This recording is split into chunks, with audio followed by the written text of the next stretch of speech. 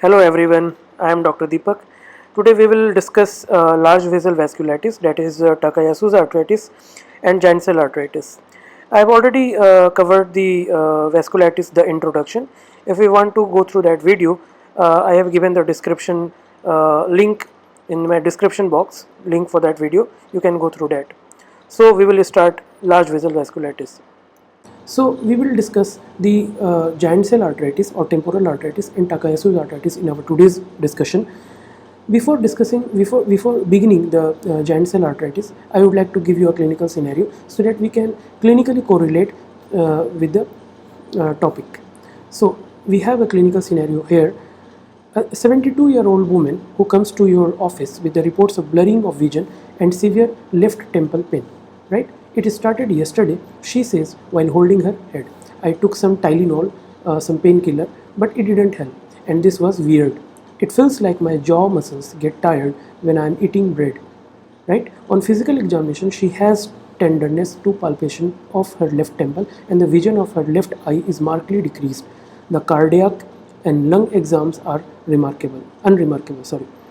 Okay, this is a clinical scenario. There are some clinical vignettes, some clues which will help you coming to the diagnosis.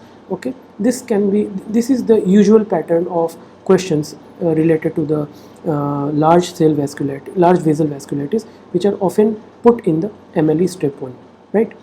So we will come back to this clinical scenario after going through the discussion about the giant cell arthritis. Giant cell arthritis, also known as temporal arthritis, is a vasculitis that primarily involves the patients older than 50 years. Usually you will find the age of presentation is 70 to 79 years of age, and it is much more common in female. There is sex predilection and it is much more common in female. Giant cell arthritis commonly affects the temporal artery. It doesn't mean that it doesn't involve any other artery. Yes, it can involve vertebral artery, ophthalmic arteries, but most commonly temporal arteries. Okay, the most serious complication is blindness, right? What is the cause of blindness? We will see in our upcoming slides.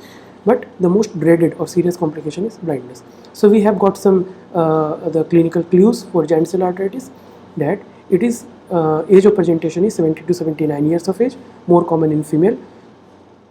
It commonly involves temporal arthritis, and the most serious complication is blindness. How does this develop? Obviously, it is because of immune complex deposition. Both humoral and cellular immune system plays an important role in the pathophysiology of this type of arthritis, especially CD4 T lymphocytes and macrophages. But CD8 cell also has some role to play. You can see this picture. I have just given this picture just to give you a visual impression of the temporal arthritis so that we can remember it for a long time. Here you can see the tortuous, and usually this is tortuous dilated temporal artery, and usually it is tender on palpation. Patient will feel pain when you will palpate this artery, right? Okay, so this is the temporal giant cell arthritis. What are the symptoms? Generalized symptoms, never go after or never try to chase the generalized symptoms. Generalized symptoms are generalized. Okay, they will not help you in coming to the diagnosis. That is fever, fatigue, and weight loss. Specific symptoms like new onset headache, right? There is jaw claudication. What is jaw claudication? When the patient will do some chewing movement, like patient will usually give the history of eating bread or eating the food, and while eating or doing the chewing movement, he or she will have the complaint of soreness in the jaw or some jaw pain, jaw stiffness, and associated with jaw pain. That is called jaw claudication. Most serious complication, as I already mentioned, permanent loss of vision. Another important clue usually put in the MCQs is polymyalgia rheumatica. But how this polymyalgia rheumatica occurs or manifests? It is an inflammatory disorder of the lining of the joints characterized by diffuse pain, not a very sharp or stabbing pain. It's a diffuse dull aching pain and associated with a stiffness in the various joints of the body. Okay, so whenever there is a clinical scenario or a MCQ of giant cell arthritis and polymyalgia rheumatica is strongly associated with the giant cell arthritis, so patient will give a history of stiffness and pain in the joints, especially shoulder and hip joints. There is stiffness in the morning, so you should think of polymyalgia rheumatica. 50% GCA also have PMR, 50%, so it has a strong association. But 15% polymyalgia rheumatica patients present with GCA also. So vice versa is not true. So symptoms of polymyalgia rheumatica can occur concurrently, right? It can happen simultaneously with the symptoms of GCA, okay, or it can happen independent of each other. Etiology of association remains unknown, okay. What are the pathophysiology and histology? We have already seen the pathophysiology. There are 4 basic mechanisms: immune complex deposition, we have seen the formation of the autoreactive T cells, we have seen the endothelial cell damage because of autoantibodies. There are various pathophysiologies for the pathophysiological mechanism for vasculitis. Here in the case of GCA, usually, as I said, in the etiology of vasculitis is usually unknown, but autoimmune viral etiology can be a reason, and association with polymyalgia rheumatica can be a reason also. The visual shows narrowing of the lumen with granulomatous and mononuclear inflammation. As I said, whenever there is granuloma formation, granulomatous inflammation, that is a pattern of chronic inflammation, there will be presence of gel. What is gel? Gel is the giant cell, epithelioid cell plus lymphocytes, right? Multinucleated giant cell will be seen on the histology. Vasal involvement can be patchy. Remember, on the histology, on the biopsy, the blood vessel involvement can be patchy. So giant cells are not required for the diagnosis. Giant cell, the name is a kind of misnomer. I will not say exactly misnomer, but giant cell itself is not the pathognomic feature of the giant cell arteritis. It is not required for diagnosis. Giant cell may or may not be there. That depends upon the part of the segment of the vessel which we are looking in the biopsy. So vessel involvement is patchy. What I mean to say, suppose this is a segment of vessel we have taken for biopsy, okay. This particular patch or part of the blood vessel may have the giant cell, but this part may not have giant cell. This is patchy or segmental involvement of the blood vessel in the giant cell arteritis. There is thickening of the vessel wall, and the artery wall thickness due to inflammation leads to fibrosis, or there is scarring, thickening. Thickening will lead to narrowing of the lumen, obviously. This is a histological slide to show you the fibrinoid necrosis, fibrosis. See, this is the lumen, right? This is your blood vessel lumen, and this much part is the tunica intima, which is actually not normal. As compared to a normal blood vessel lumen, this much thickening of tunica intima is not normal, it is abnormal. This is too much thickening of the tunica intima, right? And can you see this wavy line? This is the demarcation between the tunica media, tunica intima and tunica media, right? This is also distorted or destroyed in case of the vasculitis. You can see the non-uniformity of this lining, wavy line, the demarcation line between tunica intima and media. Okay, this is kind of elastic lamina. This is a lamina, and it has got distorted in the case of vasculitis associated with the GCA, right? And this is your tunica media. I can show you another histological slide. Here also, this is your lumen, right? And this is your tunica intima, which is highly thickened. Okay, and these are the wavy lines, that is elastic lamina, which have got distorted and become non-uniform. Okay, what are the complications? Complication, as a dreaded complication, is the complete blindness or maybe temporary blindness. Patient can develop permanent loss of vision in the giant cell arteritis. What is the cause? Of course, vasculitis will lead to decreased blood supply to the area or the peripheral tissue, the organ which that particular artery feed, right? So here the blindness is because of the anterior ischemic optic neuropathy. Anterior ischemic optic neuropathy. Ischemia from the vasculitis will cause the occlusion of the posterior circulation of the optic nerve. So this circulation of optic nerve is hampered. Optic nerve circulation is hampered. Specifically, the branch of ophthalmic artery is affected, and that is a branch of internal carotid artery. Eventually, that will lead to permanent loss of vision. Why? Because of optic nerve ischemia and infarction. You can see here, this is your common carotid artery, right? common carotid artery bifurcates into the internal carotid and external carotid artery. The internal carotid, this one, internal carotid artery has its branch, that is ophthalmic artery. Okay, ophthalmic artery. The ophthalmic artery is involved in this vasculitis and result in the decreased blood supply to the optic nerve, leading to optic nerve ischemia, right? Optic anterior ischemic optic neuropathy, optic nerve ischemia, that leads to blindness. Diagnosis and treatment of GCA. As such, there is no serological study specific for GCA. ESR, CRP, they will be elevated, but they are not pathognomic feature of the GCA itself. They can be seen in many other vasculitis. So what is the definitive diagnostic modality for GCA? That is biopsy of the temporal artery or the other affected artery. But as I said, biopsy can be patchy, can be non-specific, it can be time consuming also. So if we are clinically suspecting the giant cell arteritis and patient is presenting with the symptoms of loss of vision, should we wait for the biopsy report to come, or we should immediately start the empiric treatment? We should immediately start the treatment with high dose prednisone and on the spot, even before the diagnosis is confirmed with the biopsy. And what is the treatment? High dose prednisone, 1 mg per kg body weight per day. But unlike the other types of vasculitis, here we do not use cyclophosphamide or other potent immunosuppressive agents for the treatment. Okay. Now we come to the another type of large cell vasculitis, that is Takayasu's arteritis, also known as aortic arch syndrome. We will see in our later slides that what are the basic differences between these two large vessel vasculitis. Sorry. Takayasu arteritis primarily affect the young female. Again, the predilection is for female, so it is more common in female, but young age female and Asian descent. So if patient belongs to Japan, say Japan, okay, we should think of Takayasu's arteritis. The name is also Japanese name. Age of presentation is 10 to 40 years, and the specific artery which is involved is aorta and the branch of aorta. What are the branch of aorta? What are the main branches of aorta? These are brachiocephalic trunk.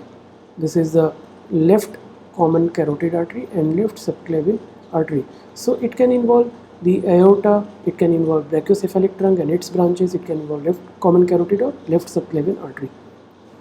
But most common site for the Takayasu arteritis is the proximal subclavian artery. Here, proximal subclavian artery. Severe inflammation will lead to occlusion of the involved blood vessel, and Takayasu artery is sometimes known as pulseless disease. This is very important clue, usually hidden in your MCQ. Because the occlusion will result in vascular insufficiency, decreased blood supply, and it will be demonstrated on the physical examination. What will be the finding in the physical examination?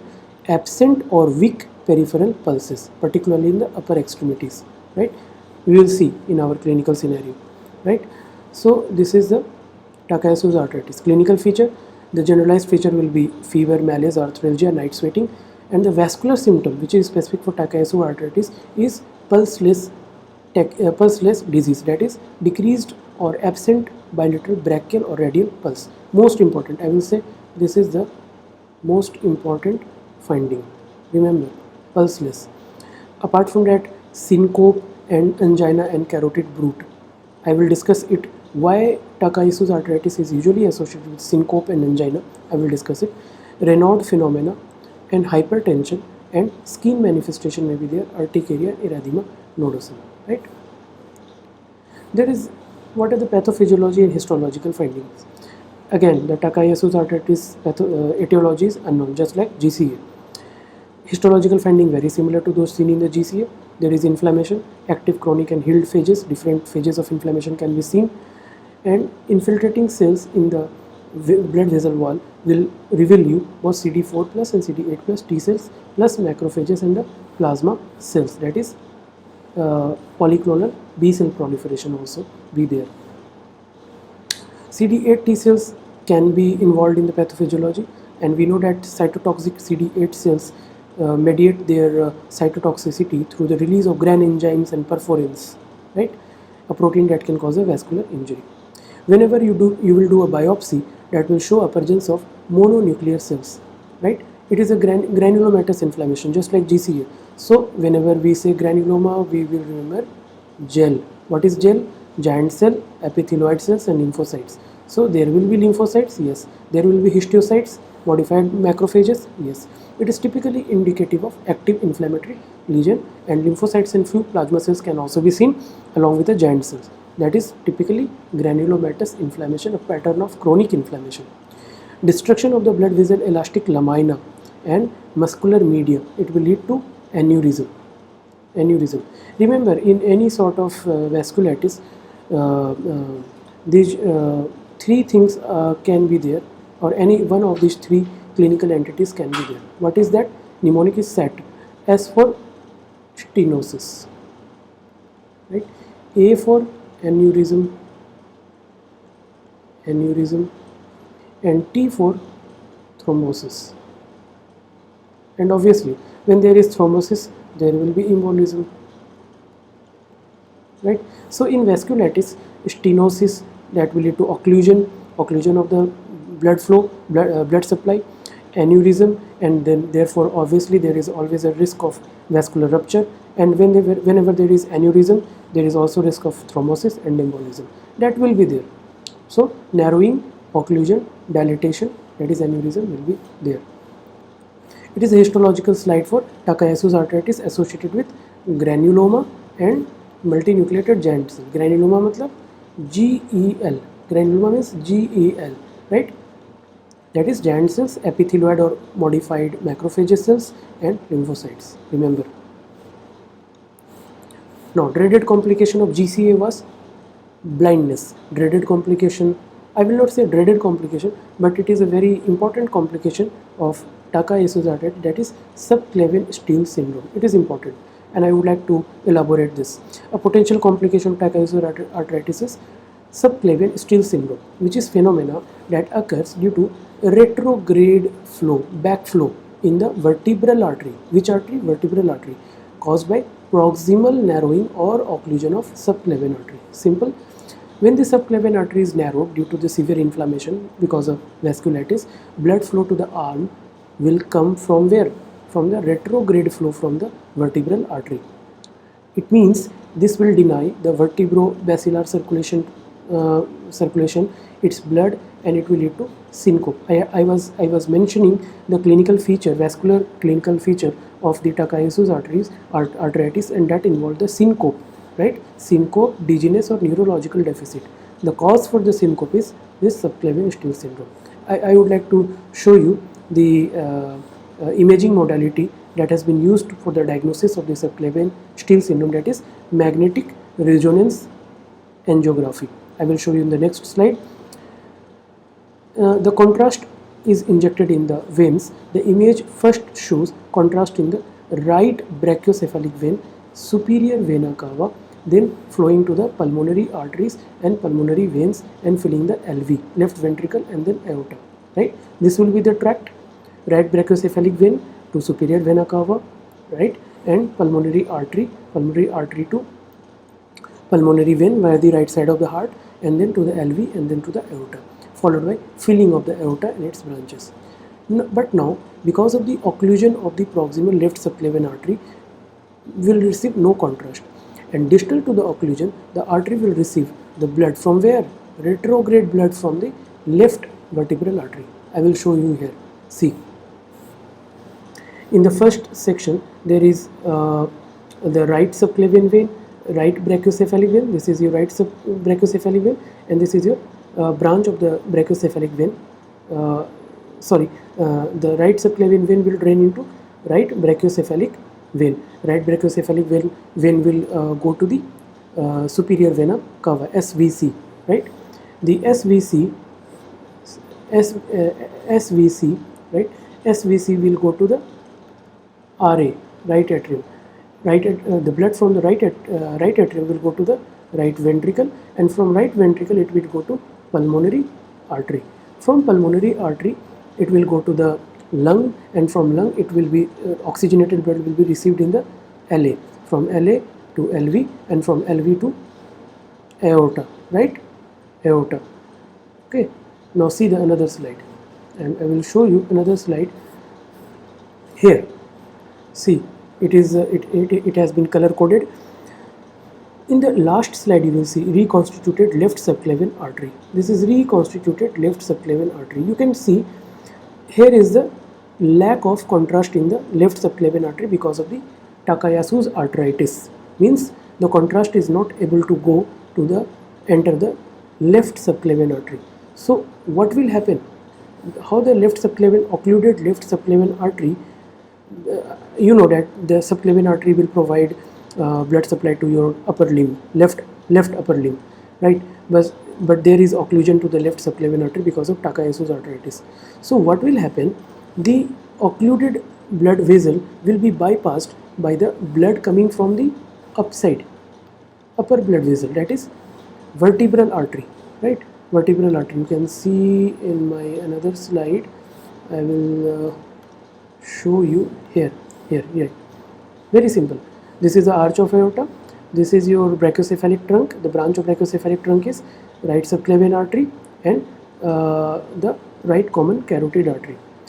Right subclavian artery, where originates immediate or proximal, in the proximal vicinity, the right vertebral artery also originates, and it goes to the posterior circulation of the brain. Similarly, on the left side, the brachiocephalic trunk gives off the branch called the left vertebral artery. So we have right vertebral artery and left vertebral artery. They join together and form the basilar artery, right? We know basilar artery, and that is an important part of our circle of Willis in the brain. But in the case of Takayasu's artery, this is the site of occlusion of the proximal subclavian, left proximal subclavian artery, right? Here is the site of occlusion. What will happen? This blood which is flowing through the left vertebral artery, instead of going to the basilar artery, will flow retrogradely and will come back to the left subclavian artery past the occlusion, and it will supply to the left arm, right? Left arm. So what is the problem with this management or arrangement because of the Takayasu's arteritis? Obviously, the blood supply to the brain will be hampered. Here is the hampering of the blood supply to the brain, and patient will often present with or will suffer from the syncope attack or other neurological deficit in the long run because of the decreased blood supply to the brain, especially in the settings of increased oxygen demand by the brain. So this was a complication of Takayasu's arteritis, but this is not the complete list. Takayasu's arteritis may be associated with renal artery stenosis, which will lead to renovascular hypertension. It is very obvious, if the renal artery is involved in the Takayasu's arteritis and the blood supply to the kidney is decreased, right? Renal blood flow is decreased. So what will happen? The renin, right? Renin as a part of RAS will be triggered. Renin will increase, and renin will cause increased level of angiotensin 2. Angiotensin 2 will have multiple effects. It will cause the increased level of aldosterone, right? It will cause from the adrenal cortex, aldosterone level will increase. That will lead to reactive absorption of sodium ion and water, reabsorption. Okay. Reabsorption from the kidney. It will also cause the intense vasoconstriction of afferent renal arteriole, and that will lead to increased blood pressure. This will be called as renovascular hypertension. It will happen in long run. Plus arm and leg claudication because of the decreased blood supply and peripheral vascular disease manifestation. There will be stenosis, thrombosis and aneurysm, as I had mentioned, my mnemonic SAT, stenosis, aneurysm and thrombosis. And because of the aneurysm of the arch of aorta, dilatation of the root of the aorta may be there, and that will lead to insufficiency of the aortic valve, that is aortic regurgitation or aortic insufficiency. Okay. Diagnosis and treatment. Unlike the diagnosis made for the GCA through the biopsy of the involved temporal artery, here biopsy of the artery is not typically used for the definitive diagnosis. Instead, we establish the diagnosis using the magnetic resonance angiography or CT angiography. In the CT angiography, you will find skip lesions. What are skip lesions? These are stenosis or aneurysm alternating with the normal vessels, like like beaded appearance. Can you imagine the beaded appearance of the blood vessels in the CT angiography? That is skip lesion. There are some areas, some patches of the blood vessels with the normal vascular lumen, like normal vascular lumen. Some patches are associated with the aneurysm, right? Aneurysm, or some patches may be associated with the stenosis. So that will give you a skip lesion and beaded appearance. Beaded appearance of blood vessels. Okay. So as with the GCA, there is no serological study specific to disease, but unlike GCA, arterial biopsy is not done, and as in GCA, treatment is high dose prednisolone. Okay. Here you can see in the Takayasu's arteritis with the CT angiography of the neck, it will reveal you the left common carotid artery. This is your common carotid artery, left side, right? Left common carotid artery. It branches off into external and internal carotid artery. This area is your external carotid artery, and here is the stenosis, right? External carotid artery stenosis in a CT angiography of the neck, left carotid artery of patient with Takayasu's arteritis. Very common finding in Takayasu's arteritis. Here also you can see the great vessel stenosis, angiography of thoracic aorta. This is your aorta, and these are the three main branches of aorta. We can start from the left and go to the right side. This is your brachiocephalic trunk. This is your left common carotid artery and left subclavian artery. Can you see the stenosis examples indicated by the white arrows? I can't show you the white arrows here probably, but you can see in the innominate artery, or also called brachiocephalic trunk or brachiocephalic artery, left common carotid and the left subclavian artery. There are multiple points of stenosis, like here, okay, like here there are stenosis. Here in the left subclavian artery there are the patches of stenosis. An injection catheter can also be seen in the dilated ascending aorta. This is your catheter, right, in the CT angiography. Okay, now we will summarize the basic differences between giant cell arteritis and Takayasu's arteritis. Age group. The GCA is associated with the older age group, and Takayasu with the younger age group. On the histological point of view, GCA will show you arterial wall thickening and fibrosis. On the other hand, Takayasu will show all phases of inflammation: active, chronic, healed stages of inflammation. Active stages show the lymphocyte, plasma cells, macrophages, or granuloma formation. Location of GCA is usually temporal artery, sometimes ophthalmic artery. Takayasu artery involves mainly the aorta or its branches, specifically proximal left subclavian artery. Symptoms typically new onset headache, jaw claudication, loss of vision, right? But Takayasu arteritis is associated with typically absent or weak pulse in both the arms. Complication of GCA is blindness. Complication of Takayasu is subclavian steal syndrome, aneurysm, vascular occlusion. GCA is specifically associated with polymyalgia rheumatica in 50% cases, but Takayasu arteritis has no such specific association with any other disease. Diagnosis of GCA is made by biopsy of artery, but for the Takayasu arteritis we do MRI or CT angiography. Treatment of GCA and Takayasu, for both we use high dose prednisolone, 1 mg per kg body weight per day. Okay, now we'll come to the clinical scenario. See, 68-year-old woman goes to the emergency room because of severe right-sided headache. There is one clue, that is right-sided headache. She is 68 years old. Jaw pain. She also has jaw pain that worsens when she chews, which indicates jaw claudication. Temperature is 38.1 degrees Celsius, which means she is febrile, and physical examination shows tenderness to the palpation in the right temporal region. her ESR is elevated. Which of the following is most closely associated with this patient's most likely condition? What will be your answer? Easy peasy. This is your achy pain in hip and shoulder girdle. How come this is the answer? See, age of presentation is 68 years and clinical feature typical of giant cell arteritis is right-sided headache, jaw claudication because on chewing she feels jaw pain, and on examination she has tenderness to palpation in the right temporal region. She is febrile and she has elevated ESR, which are generalized findings, right? And the question is asking that which of the following is most closely associated with the patient's most likely diagnosis. With the above clinical scenario, we came to the conclusion that it is a case of giant cell arteritis or temporal arteritis.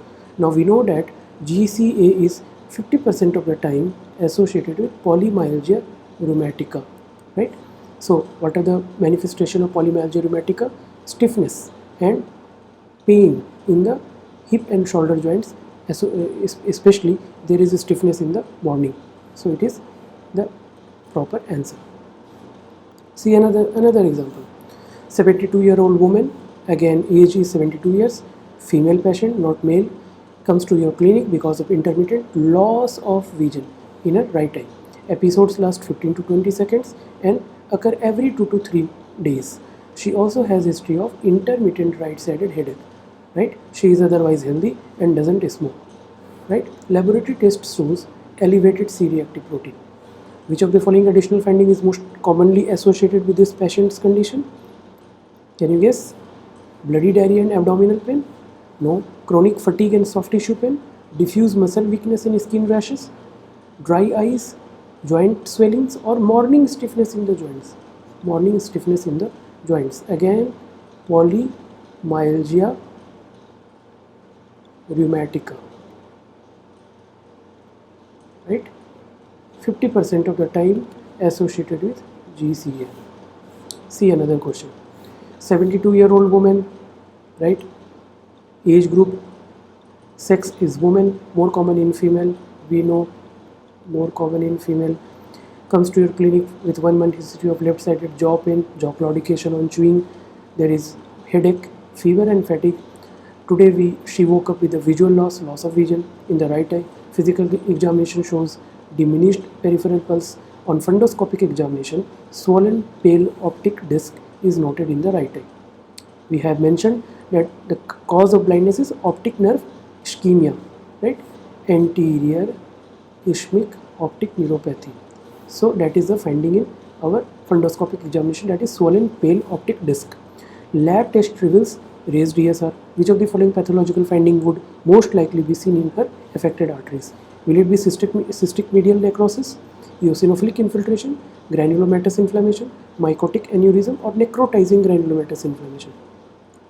It will be granulomatous inflammation. I understand that why we are not ruling out the other options, which is the best way of studying for the USMLE, because we are still yet to discuss the rest of the vasculitis and some other uncommon causes of vasculitis. Then we can understand the other key pathonomic findings for the other vasculitis, and then we can easily rule out. But at least we have gone through the two important vasculitis, and there are some key clinical vignette available in this MCQ that help in clinching the diagnosis. So we have to remember these important clinical clues. See another MCQ. A 25-year-old woman, here the age group is 25, female patient, comes to your clinic, intermittent fever, weakness and pain in the right arm for how many days? 2 weeks. Initially she thought that she had just strained a muscle, but while playing the softball. However, her softball season has ended and her symptoms have not resolved. In the clinic, you noted that her right brachial pulse is not palpable, right, compared to her left brachial pulse. There is pulseless disease manifestation. ESR, CRP, they are elevated. They can be elevated in any vasculitis. What is the most likely cause of her symptom? See, age group is 25 years, so it can't be giant cell arteritis. And there is a typical presentation of weakness and pain in the right arm with absent or actually feeble right brachial pulsation, absent right brachial pulsation with raised ESR and CRP. It gives you a clue, it drops the hint that it is a case of Takayasu arteritis, right? Takayasu arteritis. So, what is the most likely cause of the symptom? Is it arthritis, dislocated joint, radiculopathy, rotator cuff injury, or it is Takayasu arteritis? Takayasu arteritis, right? So this is the end of our today's discussion. We will continue our discussion of vasculitis with the medium-sized vasculitis, medium-sized vessel vasculitis, and small-sized vessel vasculitis. Thank you. We will come again with the next topic. Thank you. Thank you everyone. I hope you liked my video. Kindly give any suggestion, comment, or reply if you like my video, and follow the channels, and try to subscribe for the video. We will cover the next important topic, cardiovascular system, in our upcoming videos. Thank you.